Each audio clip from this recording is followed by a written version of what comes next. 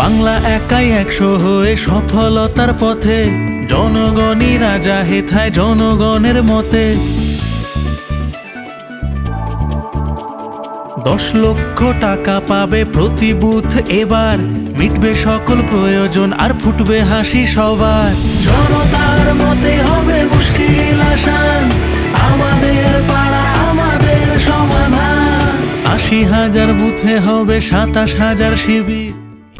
নকল করে আজকে আয়ুষ্মান ভব করছে, আজকে মমতা বন্দ্যোপাধ্যায়ের লক্ষ্মীর ভান্ডারকে নকল করে আজকে দিল্লি, মহারাষ্ট্র, মধ্যপ্রদেশ, ছত্তিশগড়ে আজকে রাজনীতি গহিত চলছে।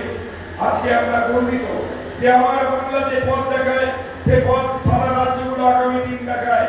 আমরা চাই আমাদের মুখ্যমন্ত্রীর নেতৃত্বে আমরা এইভাবে এগিয়ে যাই।